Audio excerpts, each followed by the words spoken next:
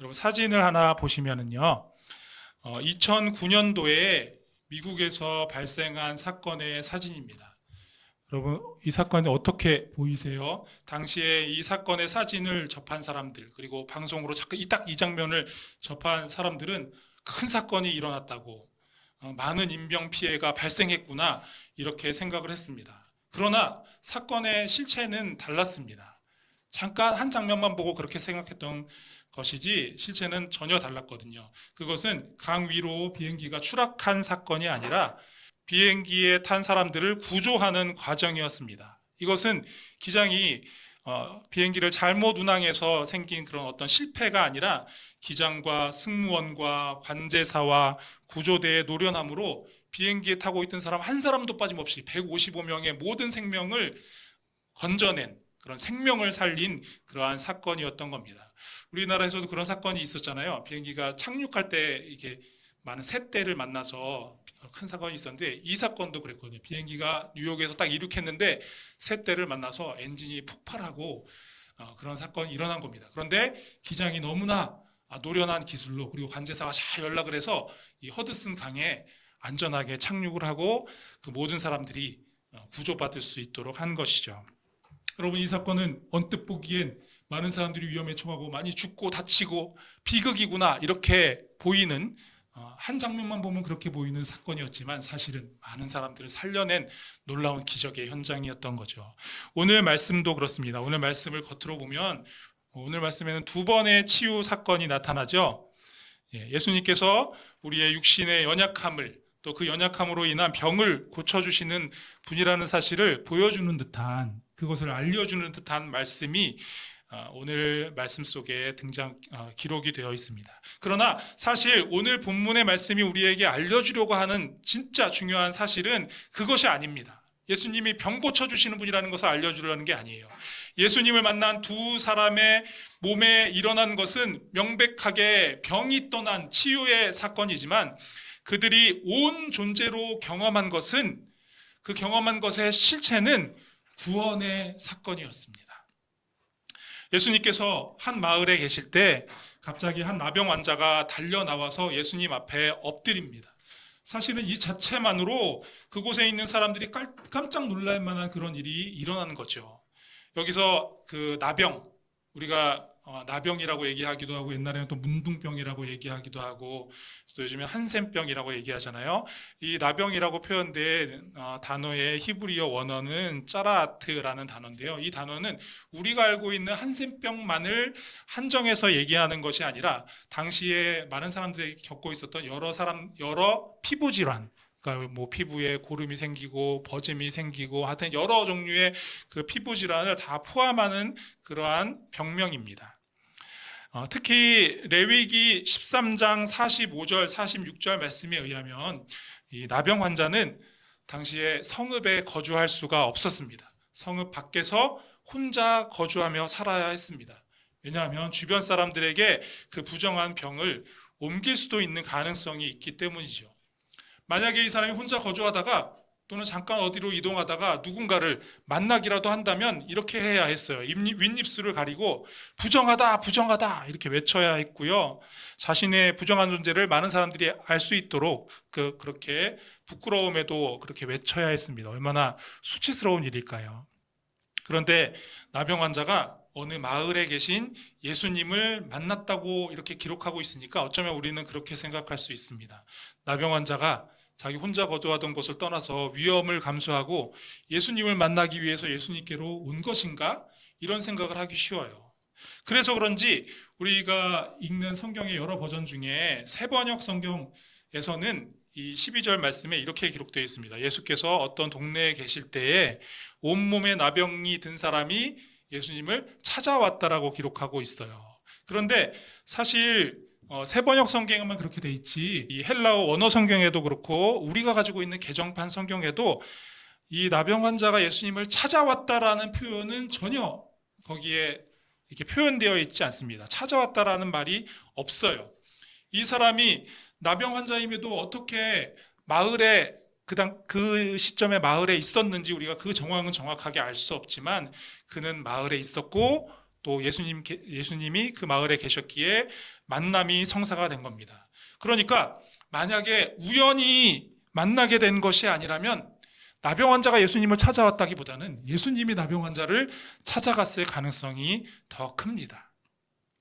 그는 예수님을 뵙자마자 그 앞에 엎드려서 주님이 원하신다면 저를 깨끗하게 해주실 수 있습니다 라고 이렇게 큰 소리로 고백합니다. 그리고 그의 믿음의 고백을 들으신 예수님께서 그에게 손을 내밀어 그를 만지시죠. 여러분, 레위기를 보면 레위기 11장 이하에 정결법에 관련된 그런 여러 율법 조항들이 규정들이 기록이 되어 있습니다. 그 율법에서는 누군가 나병에 걸린 사람을 가까이 하거나 접촉하기라도 하면 그 사람도, 접촉한 그 사람도 부정하게 된다라고 그렇게 규정하고 있습니다. 그래서 당시 사회에서는 이런 병에 걸린 사람을 멀리 해야 했고요. 그런 병에 걸린 사람이 발견되면 철저하게 격리해야 했던 거죠.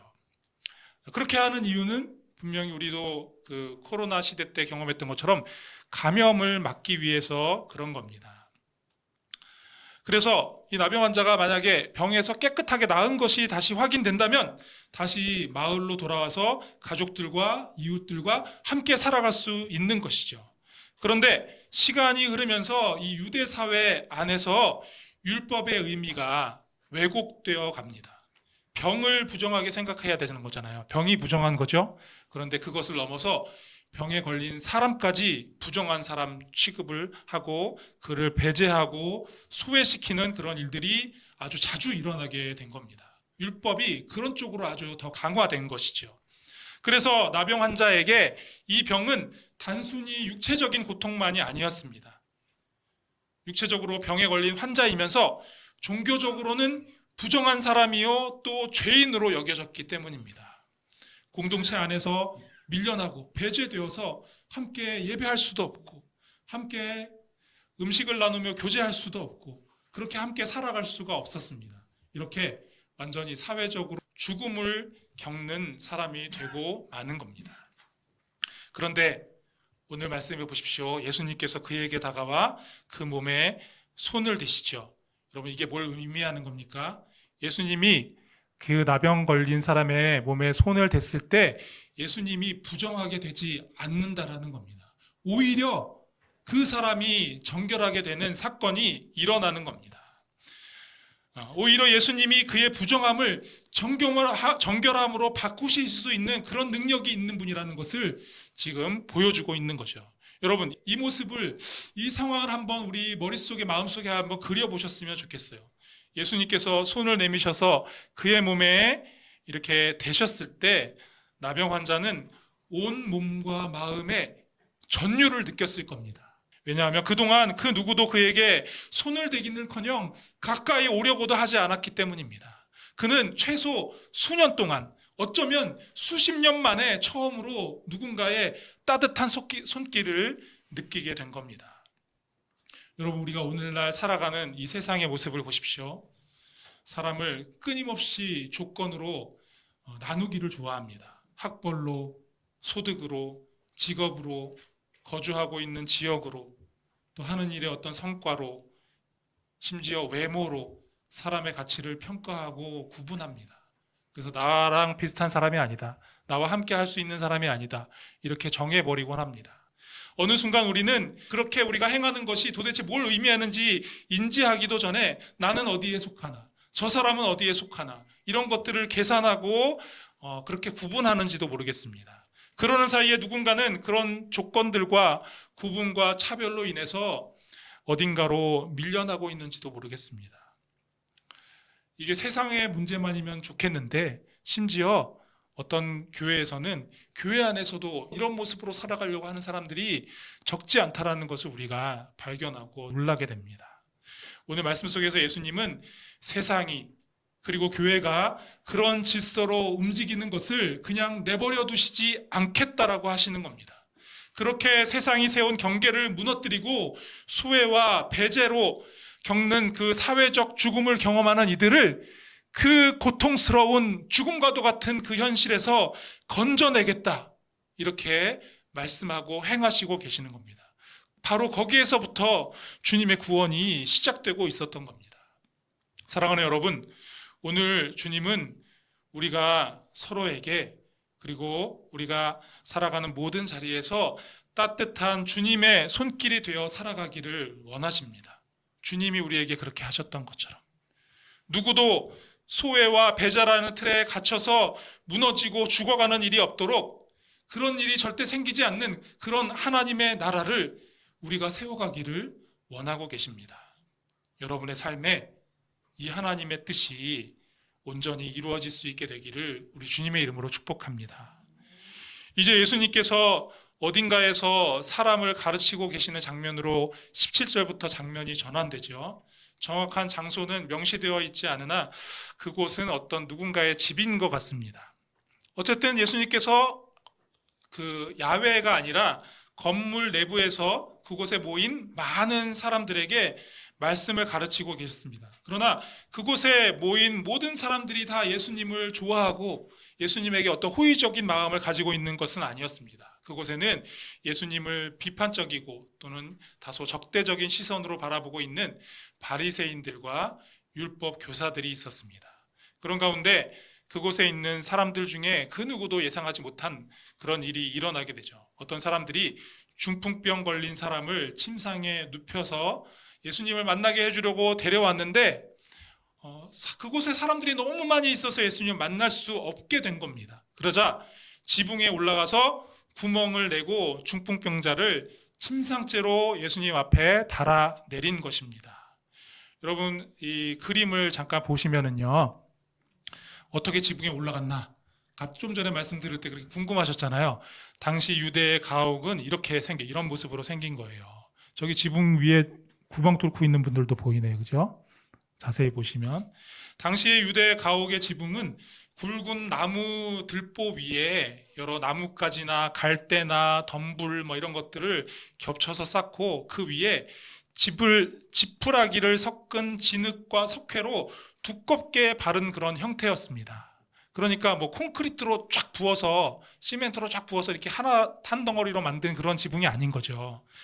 그렇기 때문에 진흙층만 파내고 그 안에 있는 나뭇가지 풀 같은 거 지푸라기 걷어내고 이렇게 하면 구멍을 낼 수 있는 겁니다. 한 부분에.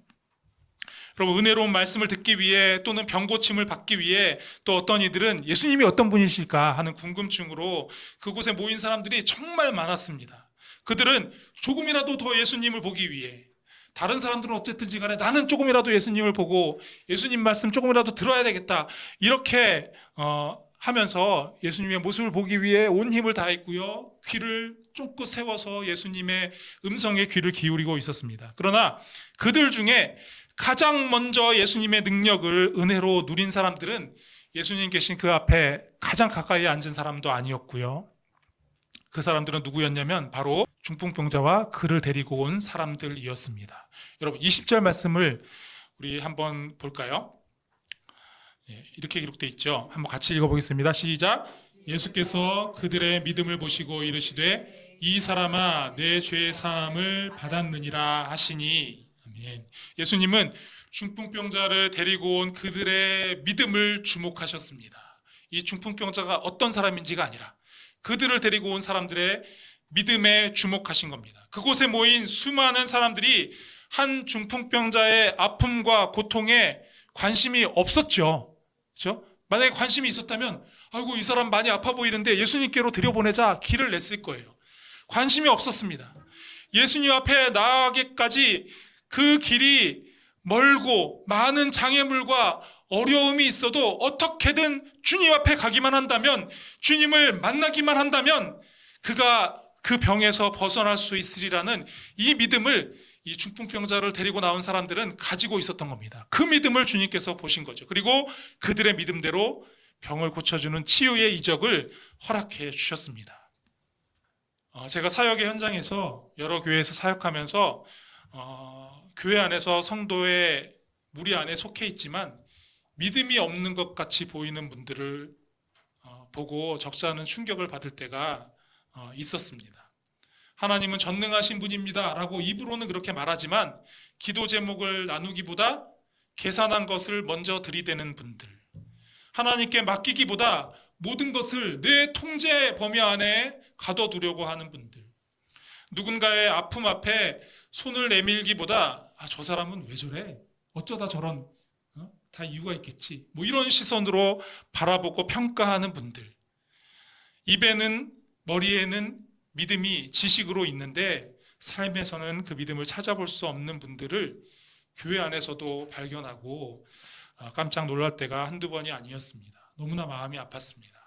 사랑하는 여러분, 주님은 우리의 믿음을 기대하십니다.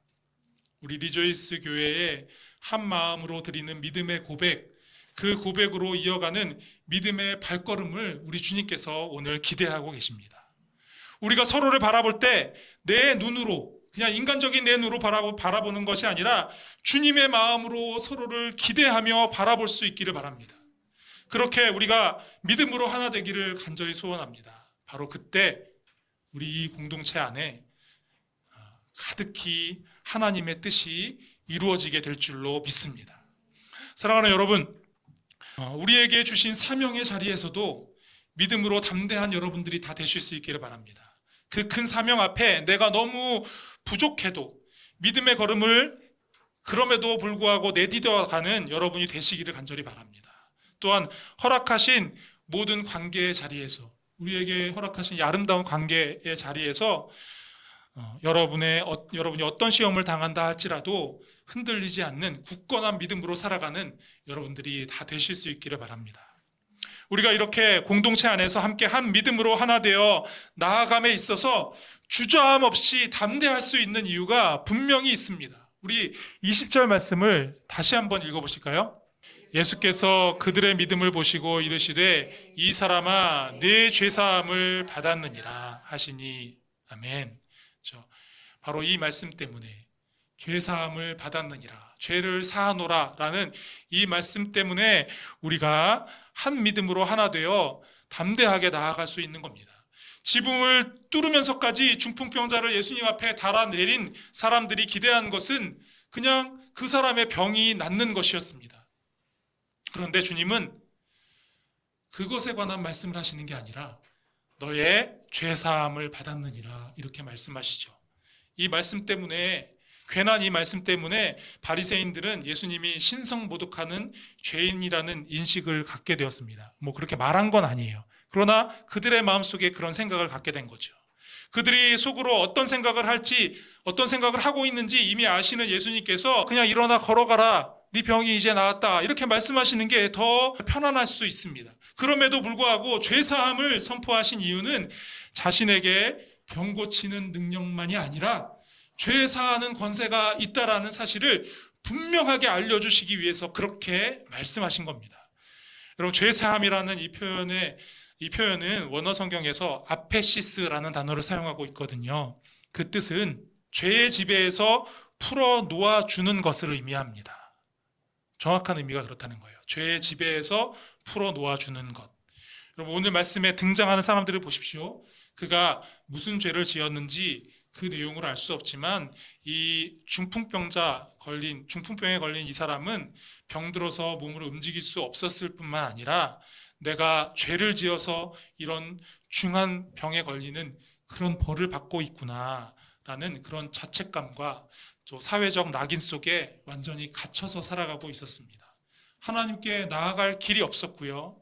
죄의 문제를 해결할 길이 없었습니다. 중풍병자만 죄의 지배 아래 있었던 게 아닙니다.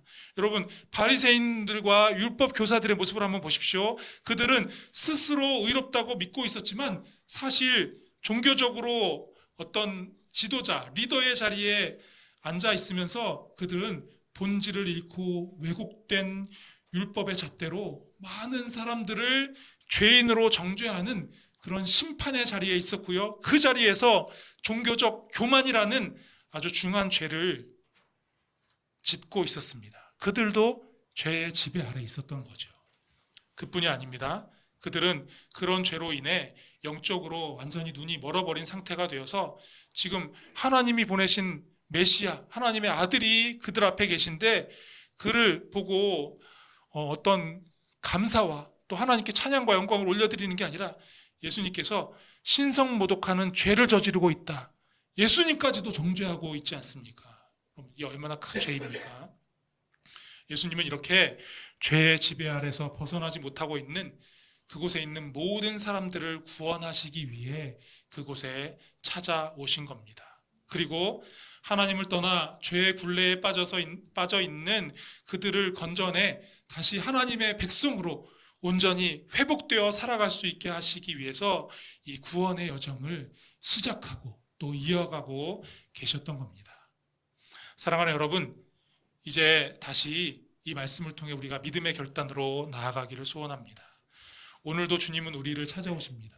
이렇게 먼저 우리에게 찾아오셔서 능력의 팔을 들어 따뜻한 손길을 내미시는 주님을 우리가 바라보기만 한다면 주님께서는 그 능력을 우리에게 펼치시고 주님의 뜻을 우리를 통해 이루어 가십니다.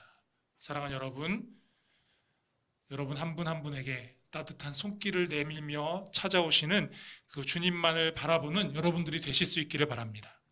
세상이 정한 기준이나 세상이 정한 어떤 낙인 찍는 그러한 모습, 내가 스스로 규정해버린 열등감이나 죄책감 때문에 뒤로 물러서지도 또 주저하지도 말고 주님이 계시니 할 수 있다, 주님이 계시니 된다라는 믿음을 가지고 주님 앞에 엎드리는 여러분들이 되시기를 소원합니다. 그리고 리조이스 교회라는 이름으로 불러 모으신 우리가 혼자만의 신앙으로 머무르는 것이 아니라 공동체적인 그 믿음으로 함께 더 힘차게 나아갈 수 있게 되기를 소원합니다. 예배 문턱에서 누군가 망설일 때 또 서로에게 정죄하는 그런 모습으로 다가가는 것이 아니라 길을 내는 믿음으로 살아가는 여러분이 되실 수 있기를 바랍니다. 한 사람을 예수님께로 데려가기 위해 기꺼이 우리의 시간과 마음과 수고를 내어놓는 여러분 한 분 한 분이 되실 수 있기를, 그런 교회가 될 수 있기를 간절히 소원합니다. 그리고 무엇보다 우리를 죄의 지배 아래에서 풀어놓아 주시는 주님의 권세, 그 능력을 믿고 단지 문제 해결의 은혜에 만족하지 말고 진정으로 주님이 우리에게 주시기 원하시는 그 죄사함의 은혜, 구원의 은혜를 온전히 누리는 여러분 다 되실 수 있기를 바랍니다. 하나님과 화목하게 되는 그 자리에 다 나아가는 여러분들이 되실 수 있기를 바랍니다. 그럴 때에 주님께서 우리의 공동체 안에 시작하신 이 구원의 역사가 우리 교회 담장 안에 머무르지 않고 가정과 일터와 이웃과 도시로 흘러가게 될 줄로 믿습니다. 오늘 말씀에 약속하시고 우리에게 부어주시는 이 복을 모두가 다 누리며 살아가게 되기를 우리 주님의 이름으로 간절히 축복합니다.